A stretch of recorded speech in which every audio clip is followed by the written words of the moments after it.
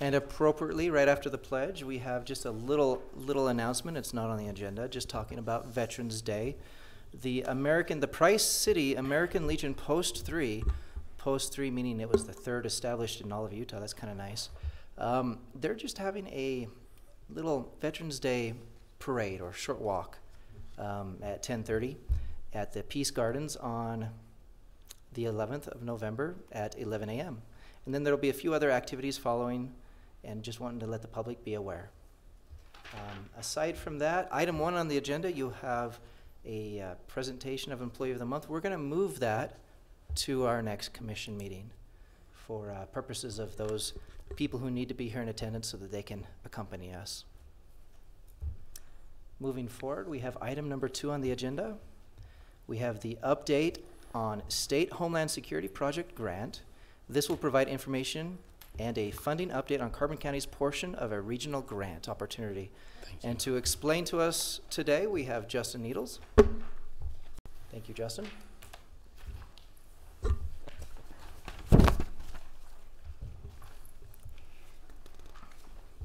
I'll be as brief as possible. So I asked a while ago for approval to go for the State Homeland Security Grant. We've now received that grant. It's a regional grant between Carbon and Emery counties. We've received that. Emery County commissioners have signed for it. So this is just an update. There's nothing. Grant total for the 2 counties was $234,484. Of that, Carbon County will receive $136,304.50. So the lion's share, so to speak. Yep, and the reason for that, on your SHSP grant priority list, it's based out of, on number 2, it's the hazmat team sustainability. We have the larger hazmat team of the region, and so we get a higher percentage of the money based on that, and that's why we get more money than them. Justin, we appreciate the update. Commissioners, do you have further questions for Justin? I don't. And the only other thing I'd like to add is it is a 100% grant. There's no match, so we still appreciate that from the state. That's great. I appreciate you going after the grant. Thank you, Justin. No problem. Thanks. Item number 3 on the agenda, we have review and possible approval of the amendment to interlocal cooperation and subrecipient contract agreement fiscal year 2018-2019. Debbie Kobe. Hi. And this is in regards to the senior center. Yes, it is. This is an amendment because I came in earlier in the year and had the original document approved. But this is an amendment which will add $3,346 to the nutrition portion of the funding, and another $3,750 to the social recreation and recreation. And I just need to get your signature on here so that I can take it back to the AOG and get final signatures from them. Commissioners, do you have any questions about this additional grant funding? I don't. Is this all grant? Yes. With no question? Motion to approve? And I'll second that motion. We have a motion and a second. All in favor? Aye. Aye. Motion carries. Jake is the chair. So do we need to make copies? No. They're just all here.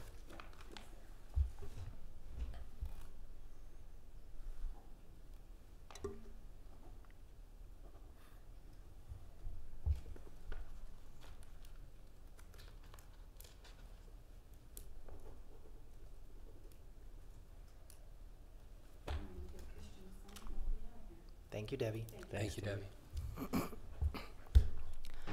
While she gets Christian to sign that, we'll move on to item number 4. Consideration and possible approval of the amendment to USL Memorandum of Agreement number USL 190017 for bookmobile services. Commissioners, do you have the this proposed contract in front of you? We do. And there's been a lot of discussion about this. Would one of you like to paraphrase for the audience? Again, this is the bookmobile contract. They're offering to extend it until, I want to say it was March. Yes, March Um, 31st. March 31st, at which time if we wanted to extend, it would be an additional cost of $15,569.50 For the remainder of that extension for the period. remainder of that extension period, but there is no cost to the county to extend it up till March 31st. The other thing, though, that we need to be sure to note in dates going forward is that if we do not intend to pay those monies going forward after March 31st, we do have to give notice by February 25th. So that should be one of those dates that we're looking at and working towards. Jeannie, will you make a note of that in the calendar? Thank you. So to summarize, we have a contract for state paid-for services in regards to the Wuckelmobile, of which we will incur a cost if we make no different decision by February 25th. 25th, 2019. I'll make a motion to go ahead and approve the extension on the contract. I'll entertain a second that. We have a second motion and a second. All in favor? Aye. Aye. Motion carries. Thank you, commissioners. Item number 5, we're going to table as we are still trying to get more information. Item number 5 is consideration and possible approval of memorandum of understanding with Data East LLC to host GIS data from Carbon County, unless we've received that. If we haven't, I'll entertain a motion to table. Motion to table. And I'll second that. Motion made and second. All in favor? Aye. Aye. Motion carries. Thank you. Item number 6, consideration and possible approval of recommendations of Board of Equalization hearing officer to adjust and equalize county tax assessment roll and final action on applications for adjustments, exemptions, deferrals, reductions, or abatements pursuant to UCA 59-2-1001 regarding items 270 and 271. You know, commissioners, some weeks ago we had exempt the number 270, 271, and also 260 from the recommendations on that hearing on the Board of Equalization. And at that point in time, it was indicated that the assessor's office would bring back some adjusted numbers. And so when we look at item 270, you can see that the adjustment there went up $1,001,623. And on 271, there was a decrease of $2,175,065. And those are the recommendations coming from the assessor's office. Even though we had exempt all 3 of them, this is the adjustment on those 2. So I would make a motion that we go ahead and accept the recommendations in regards to what the assessor's office is putting forward on those 2 parcels. I'll second that. So we have a motion and second regarding items 270 and 271. All in favor? Aye. Aye. Motion carries. Item number 7, ratification of phone line agreement for victims of domestic violence with Verizon Wireless. Commissioners, I can maybe introduce this one. This is a program that's been in place for the last 2 years where Verizon gives cell phones with new numbers to individuals who've been shown to be victims of domestic violence who are trying to perhaps be rid of the person who's been abusing them. This gives them a chance to have a phone that's free of that person's surveillance or knowledge, and so that they can function in society. This agreement costs the county nothing. It's provided by Verizon Wireless as a service. We've approved this in the past 2 years, and it appears to me that the terms of this agreement are the same as in previous years. It's a great service, and I would go ahead and make a motion to ratify the phone loan contract agreement. I'll second that. Motion and second. All in favor? Aye. And Commissioners, just for your information, this is administered through the Sheriff's Office through Dina Fawcett, who's our victims Victims' rights advocate. coordinator. Yeah. And motion carries. Thank you. Thank you, Christian. Item number 8, review and possible approval of resolution 2018-15, recertification of the Carbon County Justice Court. Commissioners, this resolution asks you to certify that you meet that Carbon County meets the standards necessary to have a fully functioning justice court. It also requires us to declare the classification. Well, it has you indicate that I've given you a letter that declares that classification. I'm waiting for Gene Strait to sign that letter, but the gist of the letter is it goes item by item through 18 different items that state what a justice court must have. We are a Class 1 justice court because we handle over 501 cases on average each month. And so the requirements for a justice court of that size require that the court be open 8 hours a day, 5 days a week with 3 full-time clerks, that there be a bailiff and court security, that there be a separate room for a jury to deliberate and for victims to remain in. The judge has to be a full-time judge. He has to attend 30 hours of training each year, and clerks must attend 10 hours of training. The justice court must be furnished with local prosecutors. There must be an agreement with public defenders for people who cannot afford their own attorney. Also provides that you have to have 1,100 square feet in your court and a flag in the court. We have to agree to use the statewide chorus case reporting system. Have to report the expenses of the court periodically. Our court meets all those standards to be a Class 1 justice court, and we just need to declare that we meet those standards so that the court can be certified as complying with all state standards and can continue to operate for another 4 years. And that's the purpose of the motion, or the resolution. Thanks, Christian. I'll make a motion to approve Resolution 2018-15, recertification of Carbon County Justice Court. I'll second that. We have a motion and a second. All in favor? Aye. Aye. Motion carries. Thank you, Christian. Thank you, commissioners. Item number 9. We have a public hearing on a change to the Carbon County zoning map from MNG to RR-1 on portion of parcel 02-0144-2 located at 3484 West Spring Canyon Road for Robbie and Christina Gray. And commissioners, maybe to just introduce this, I know Todd was going to try and get back here for this, but this is a small sliver of property that I believe is right next to the Gray's own residence.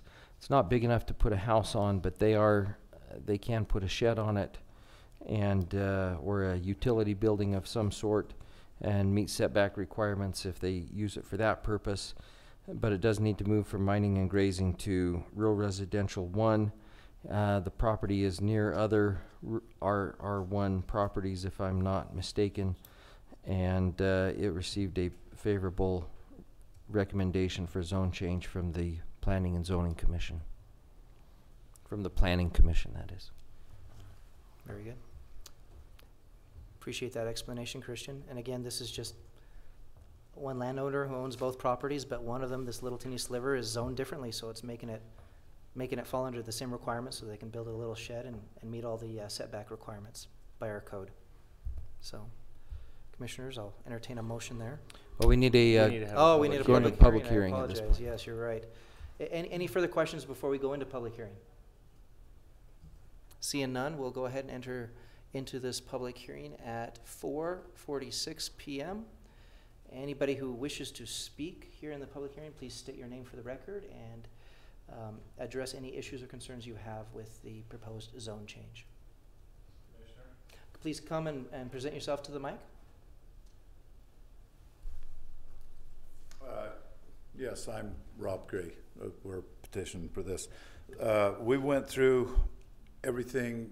This property is combined with our other property. It will have one tax number, and so rather being two separate pieces, it will be one, and it's we will pay as one tax for starting in 2019. So just a consolidation. Yes, it is. Yeah, in fact, I think that's, if I remember right, it's a strange one where the zoning is divided within the same parcel for some reason, so, but I think there was a subdivision done by, the Nielsen's a while ago that might have, That's correct. in that same area. So in a way, this is cleaning things up. That's really all it's doing. Yeah, there was a question that we may want to build a road, and that was not the case. It was, so, it wouldn't be going anywhere. I appreciate you speaking at this public hearing. All right, and I want to thank you veterans, Commissioner Meller. My dad's a proud Korean War veteran, so I appreciate any and all the men and women that have served in our military, and I appreciate your time. Thank you. Thank you, Yeah. Mr. Gray. You have to tell him that we appreciate his service. Would anybody else like to speak to this zone change during the public hearing? Seeing nobody else approaching the mic, we'll go ahead and close this public hearing at 4:47 p.m. Item number 10 on the agenda is the review and possible adoption of ordinance 507, a change to the Carbon County zoning map from M&G to RR-1 on a portion of parcel 02-0144-2 located at 3484 West Spring Canyon Road for Robbie and Christian Gray. Should be Christina Gray. Robbie and Christina Gray. That's a misprint. Yes. Commissioners, I'll entertain a motion. I'll make a motion to approve ordinance 507, approving the zone change from M&G to mining and gas to rural residential 1. I'll second that. Motion and a second. All in favor? Aye. Aye. Aye. Motion carries. Thank you for bringing that to us. Yes. You know, and a lot of times it's citizens like yourself that help us clean up some of these items that just really don't make sense the way they are. And I appreciate you for doing that. Item number 11 on the agenda, consideration and adoption of 2019 tentative county budget prior to November 20th public hearing on said tentative budget.